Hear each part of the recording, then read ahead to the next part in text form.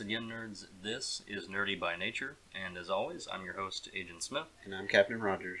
A friendly reminder as to where you can listen to us. We're basically available wherever podcasts can be streamed. And so in our last episode, we reviewed and discussed the multi-Oscar winning war drama 1917. We recommend you check that episode out if you haven't had a chance to listen to it yet. And it was just a fantastic film overall. We highly recommend it. But in this episode, as we mentioned in our previous episode, we will be reviewing the Moon Knight run done by Jeff Lemire, drawn by Greg Smallwood, and colored by Jordi Belair. And Lemire does a really nice job in his storytelling in this particular run, and from what I understand in other runs of his as well, he's just a really good, strong storyteller, and it shows through the mind of Mark Spector as Moon Knight, amongst other personalities. Of course, his character deals with dissociative identity disorder, what used to be known, formerly known, as multiple personality disorders.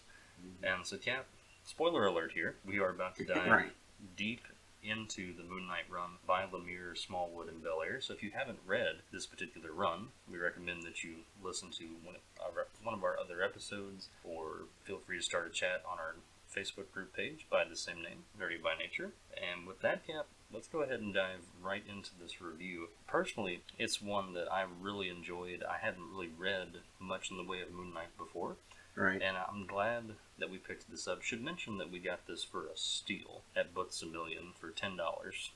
It's going, I think, online right now for upwards of, what did we see, about 90 to 100, which I think that might be because it's no longer in print. Right. So, of course, once that happens, if something's out of print or OOP, price goes up substantially. But usually before you could get this book for about 35 to 40. But the fact that we got such a well-written book by Lemire and so beautifully drawn and colored by both Smallwood and Belair for under $15, I mean, couldn't be happier about it. Right, yeah, it definitely was a steal, and I'm feeling like it was probably just a steal because they were trying to get rid of their stock of it. I mean, I think it's an older book, and we got the last 2 copies of it, if I'm not mistaken. But I'm not that familiar with Jeff Lemire. I know that he's a well-respected writer, and I may even have some stuff by him that I haven't read yet, but I really enjoyed this book, and I just liked the fact that, Moon Knight is a character that has some mental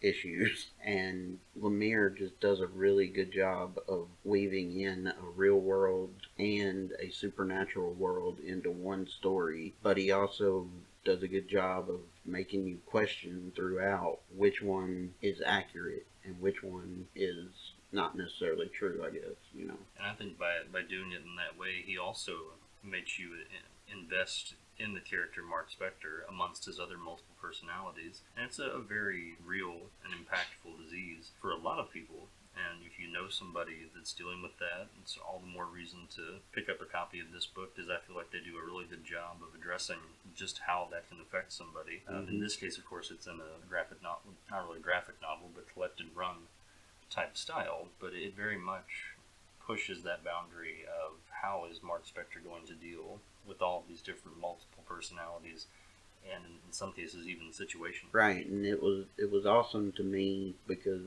I didn't expect, I kind of expected maybe on one page he would be this particular personality, and then on the next page he might be a different personality and be just talking differently and acting differently, but they made it like it was 3 or 4 completely different characters in the story, and you would see 2 different versions of them in one scene. Right, and you see that from panel to panel towards the middle of this run. It's really the meat of this collected edition, and it's a beautiful transition between those characters in their own right, because it would have been very easy to blend those characters, and in a sense, from some panels you do get a little bit of a back and forth, him yo-yoing between different personalities, but it's never a situation where he's having a conversation between himself, amongst the personalities. You're just seeing him go through the motions or waves of these different personalities, and it's just very well done by Lemire and company. Mm-hmm.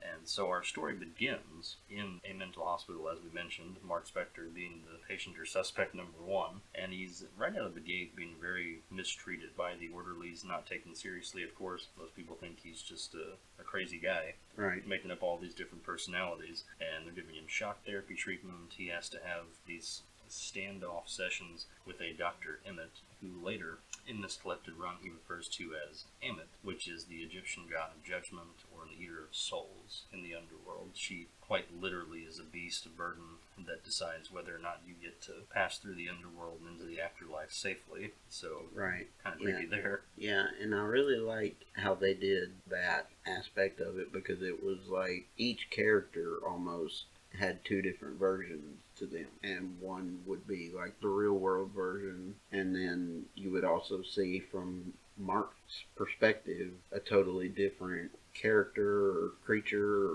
or what have you, to where he was thinking that this doctor was actually this god but masquerading as a doctor, and so it kind of switched between the two the whole time, and that just added to the which is real, which is not. And that's done throughout this collected run. And you had mentioned, Kat, before we started this episode, that the book as a whole is very ambiguous. And of course, that's by design for you, the reader, to decide whether or not any of this actually happened, if it was all in his head, if it's a hodgepodge of some of it happened, some of it didn't.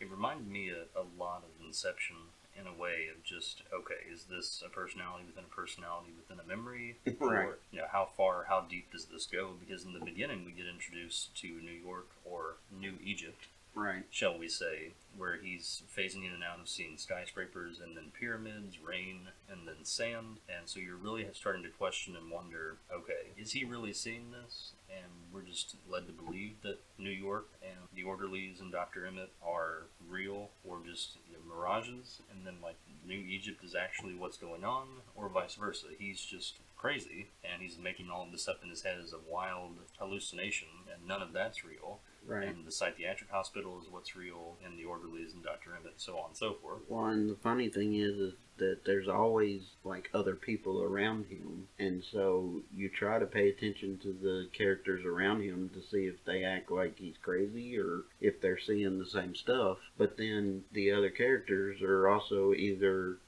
other mentally ill people that would be not very reliable themselves about what's real and what's not, or it's doctors and orderlies, like you said, that could either be these creatures and beings but masquerading, or they could be just regular people but knowing that the people they're dealing with are mentally ill, that they don't act like it's anything out of the ordinary for them to be acting the way they are. You know what I mean? Precisely, and it's a situation where I want to go back and reread this collected run, because the first time through, it's very enjoyable, fun to read, hard to put down, and you want more after you close the book and you're finished with it. But I really do want to go back and start to, like you said, look at some of those sub-characters like Gina and Crawley, Frenchie, and see how they interact, because we see them all interact with Mark Spector, and so it's very evident that he's having conversations with them, and like you said, some of them are seeing what he's seeing, others aren't, and then that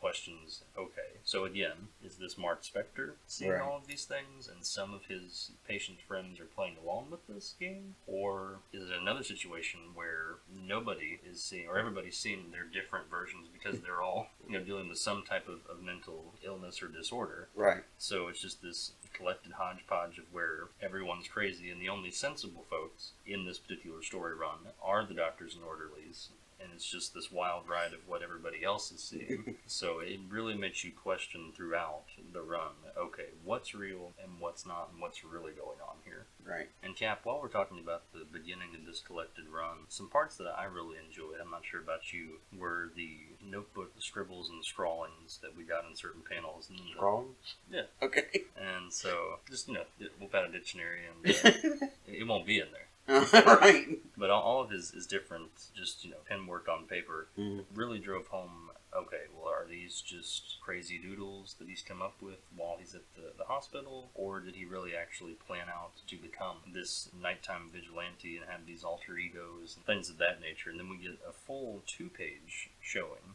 of all of his different notebook doodles and drawings, and just him planning things out of like his weapons of war that he calls it. He's got a grappling hook, a truncheon, his crescent darts, and it's just really neat to see what he was thinking when he was drawing all of this out. Yeah, the drawings and doodles and stuff like that were really interesting. It kind of makes you wonder which personality was coming up with all this, or if it was actually Mark Spector, or what. I would like to think it was Mark Spector, because I feel like these scribblings would be more so Ellen or Stephen Grant, True. multi-million-dollar movie producer, where he wouldn't even have the time to do doodles on a piece of paper. And just to let you know, Cap, I did a quick little search here, and so to scrawl is to write quickly or in a hurried way. So Okay. you actually will find it. Interesting. So fun facts. We like to broaden your vocabulary here Right. on Nerdy by Nature. And so let's go ahead now and we'll shift from this beginning of the collected run and get into the bulk of the book, and that is the many personalities and the wild, crazy ride that is the mind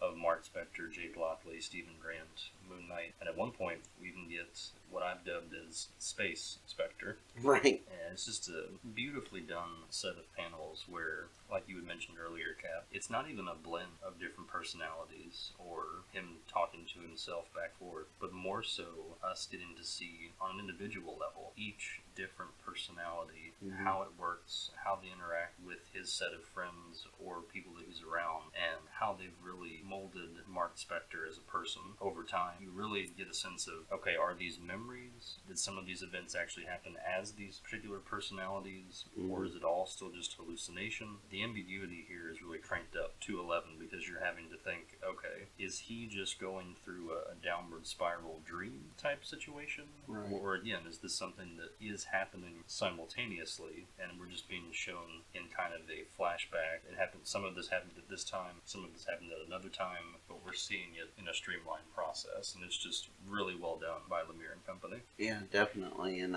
it's interesting because each personality is so well developed. I mean, like Stephen Grant, you could say is a lot like Bruce Wayne, just a real clean cut, almost, I mean, he kind of looks wealthy when you show that version of him, and he just seems like the most well put together and level headed version of Mark Spector. I'd have to agree, Stephen Grant is definitely the most level-headed of all of the personalities. Right. But of course, on the other hand, there are situations where, because he's very level-headed and grounded and not what you would call excitable, or someone that would act in a situation where he needs to defend himself, that can sometimes lead Mark Spector or Moon Knight defenseless. Right. So it really just depends on who's driving the personality. And speaking of driving, let's go ahead and talk about the taxi driver persona, that being Jake Lockley, who also by night, so taxi driver by day, early evening, and then Moon Knight at night. Lockley very much seemed to me like a loose cannon taxi driver, almost like Mark Spector's excuse to do whatever he wanted and just be this brazen character who looks at the city as a gutter that needs to be cleaned out, almost kind of like a Rorschach, Right. in a way. And then by the dead of night, he gets to be this Moon Knight character who, air quotes, fights crime and helps travelers through the night to protect them. And I'm sure in other Moon Knight versions he very much plays that superhero role. But something that you had brought up that I really liked for the podcast episode, Cap, this didn't necessarily feel like a superhero collected run. It was just more of this journey with Mark Spector and all these different personalities. And Right. yes, the vigilante is a part of that, but it's not necessarily what you would call your typical superhero comic book run. Right. It felt to me more like it was like a mythological and supernatural type story versus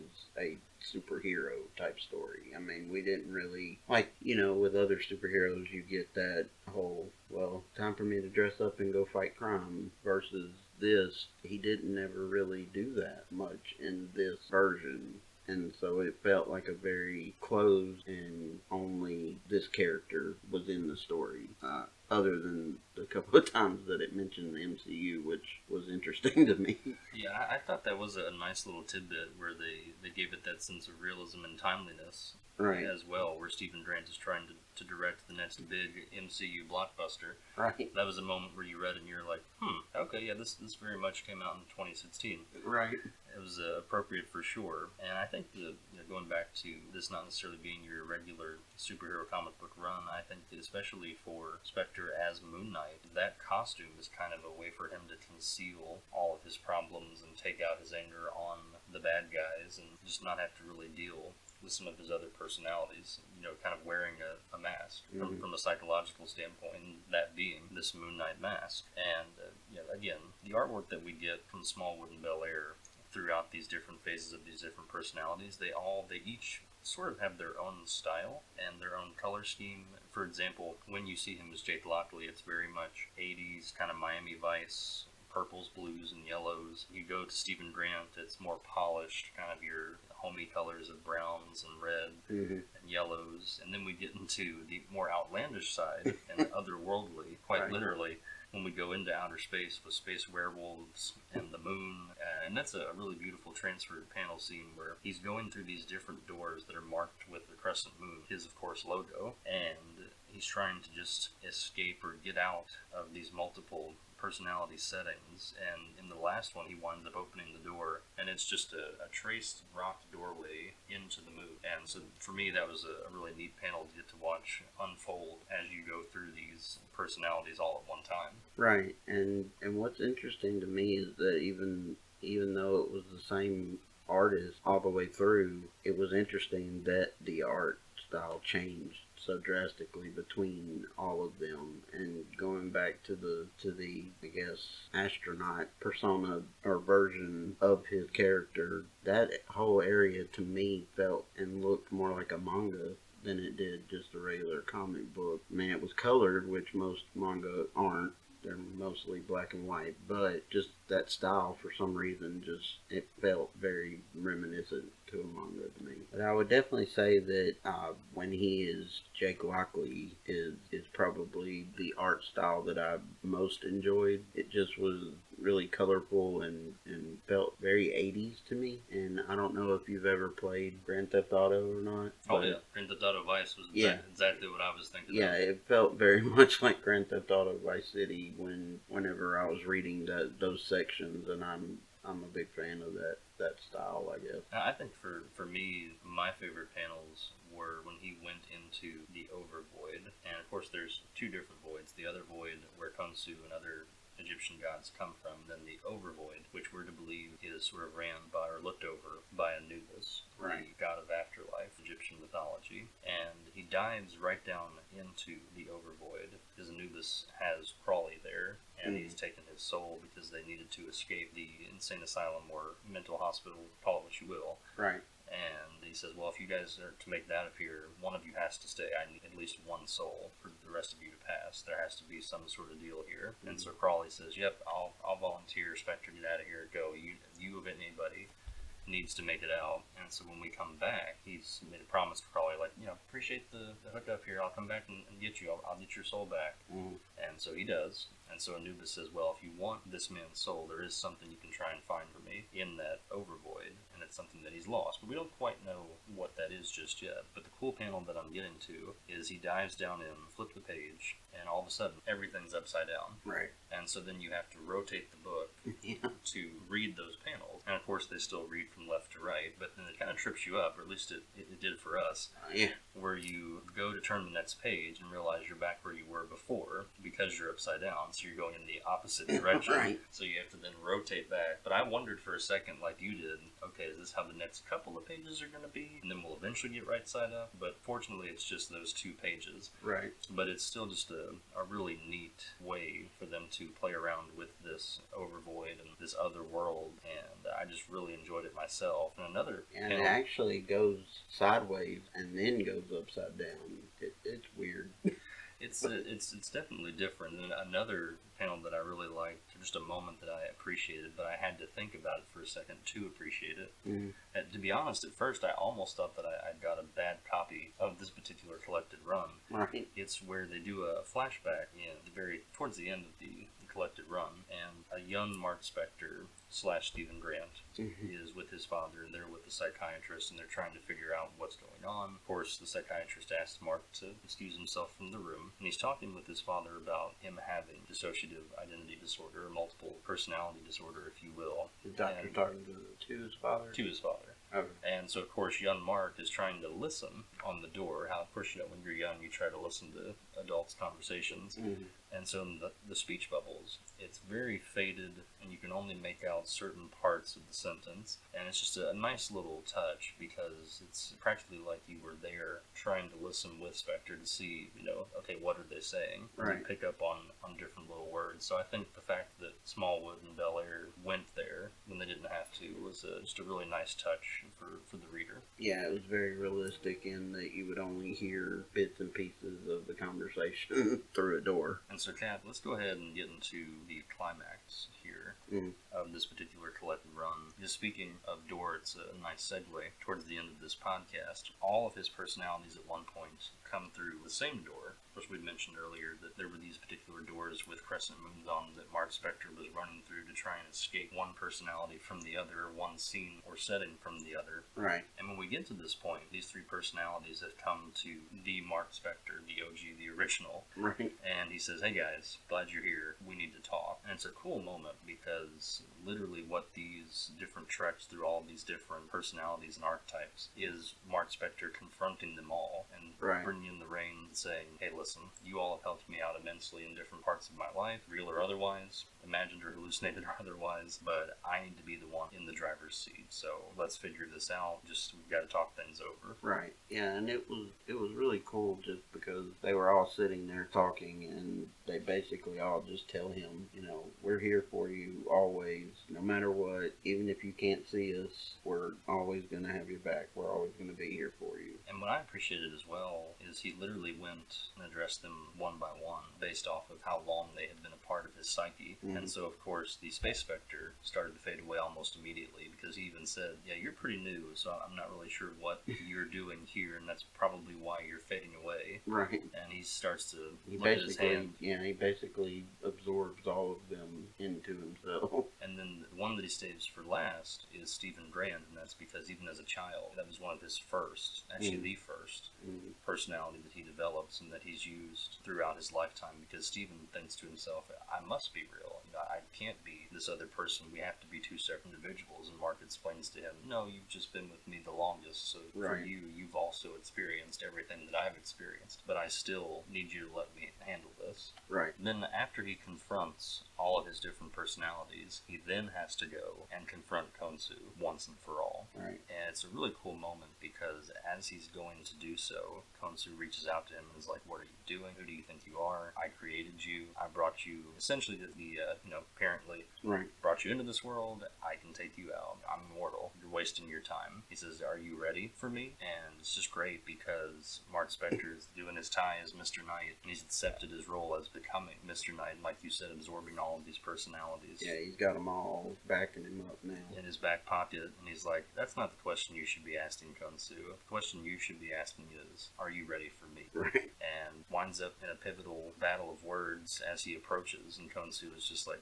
this can't be happening, this isn't real, here, deal with these different nightmares and apparitions that he creates, and he tries to throw all these different memories and moments at Mark Spector, and Mark realizes, no, none of this is real. I'm what's real. You are the illusion. Exactly. And he, of course, Khonsu, one last ditch effort, tries to remind him that, no, he is this weak-minded individual, and Mark Spector finally, in a beautiful quad panel scene, says, no, I'm Mark Spector, I'm Jake Lockley, I'm Stephen Grant, I am Moon Knight, we are a collective. Yeah. And ends up crushing the skull of Khonsu, which, if anyone was wondering why it was a bird skull throughout this entire comic book run, it may have looked a little bit odd or seemed off, but if you look into the Egyptian mythology, Khonsu is oftentimes depicted as either being a man with a side ponytail or a bird head on a human body, much like the sun god Ra. So think of it that way. So that's where that bird skull came from. Right. So of course he crushes it with his newfound confidence and power that he's imbued himself with, and the acceptance of his disorder and his personalities. And then we just see him on the rooftop there, what we assume to still be the psychiatric hospital, insane asylum, what have you.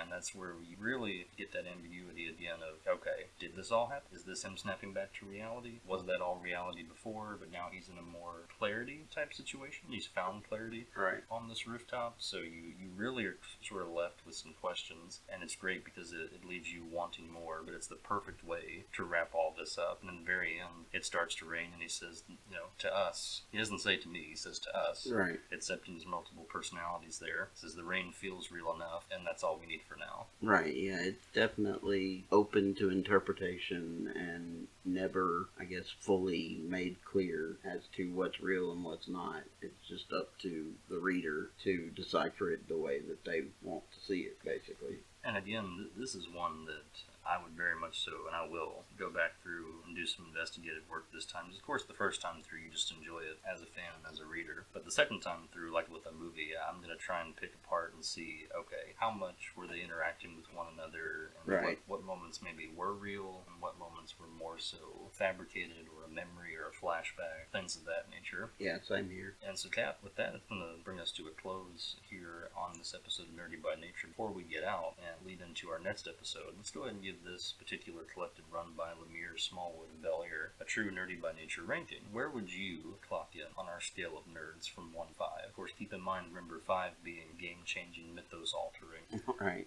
Classic. Honestly, I would probably put it at a 4, just because it was very enjoyable. I enjoyed the writing, the art, the execution, everything, and I've never felt bored, and I never really wanted to quit reading while I was reading it, and honestly, I would have been happy to read, 10 more issues of the same story, so I'm going to put it up at a 4. And I know to agree with that. I feel like we're often on the same page, but I'm sure there'll come a time where we disagree with our nerds ranking. Eventually. Right, it'll happen eventually. But with that being said, I do feel like a 4 is appropriate because this is just a wonderful story that's written by Lemire, and you really just take a great journey into the mind of Mark Spector and his multiple personalities. You learn a little bit more about him as a character if you're, like us, unfamiliar with exactly who Moon Knight is. Mm-hmm. And the artwork is top-notch throughout. You get varying different forms of art in this from Smallwood, and then the coloring is superb by Bel-Air. So I'll be looking for his name on other works moving forward, because I think this team in general, just we're all clicking on the same cylinders. You can see that, and it's a very fluid plot and panel work from start to finish. And when you close it, it's one that you, like you said, you wish you had at least 5 or 6 more issues, because it's just that good. Right, and it definitely makes me excited for the Disney Plus series that they are planning to do with Moon Knight, and I really hope that a lot of the stuff in this particular run of this character gets pulled from for that. I would personally be excited to see them go that route, because I think it would be a little more palatable for general audiences as a whole for him to be in this more suit type look with a pullover mask, as opposed to the cape and cowl, which, I mean, obviously is more true to the original character, but again, I think for new audiences to bring people in, it would look a little more edgy or cooler, right, to have them go that suit route and try to follow loosely maybe this particular run or even of Moon Knight. Yeah, or even start out with the suit, the suit look, and then as the show goes on, maybe move into the comic accurate Get a little outfit, a little best of both worlds for everybody. Right. I think that'd be good. But hey, of course, we don't have any phone calls from Disney Plus right now, so we're not going to hold our breath on that one. No, of course not. But again, that will bring this episode to a close, and I hope you enjoyed it. And we always appreciate you, the listener, for listening. And if you're new to Nerdy by Nature, welcome. We're glad to have you. Be sure to join our Facebook group by the same name, Nerdy by Nature. Be sure to hit the like button, subscribe to our channel, and also share this with anybody that you think would appreciate this type of podcast or realm, being a nerd-esque show. Right. And our next episode, we're excited about this one, Cap. It's going to be Ford versus Ferrari, the movie. That's out on digital streaming, and I think you can even purchase it on Blu-ray and DVD as well. So we're looking forward to looking into this one and seeing exactly what goes down in the film. Of course, it's the premise of, in the racing industry, there was a time where Ferrari was as good as it gets, the best of the best. Nothing can touch it. Nothing's faster than Ferrari. Right. And so Ford ultimately tries to come up with a vehicle that can match it or best it. And so it's their back and forth battle, both, in the lab trying to create these new cars, and then on the racetrack, mano a mano. Absolutely. And I'm excited for it because there hasn't been really much in the way a good car or racing themed movie in quite a while. So, save for the Fast and the Furious franchise, which seems which to I'm a very big fan of. So watch what you say. Oh, touchy moment there. Which I will be seeing the new one and I'm very excited for it. And we're on the Fast and Furious 9 now, right? Correct. Okay, so it just keeps getting better with time. Absolutely. As we hope Nerdy by Nature is also doing for you, the listener. But again, we thank you very much for listening. So be on the lookout for our next episode where we'll review in true Nerdy by Nature fashion Ford versus Ferrari. So I am once again Agent Smith signing off. And I'm Captain Rogers. God bless.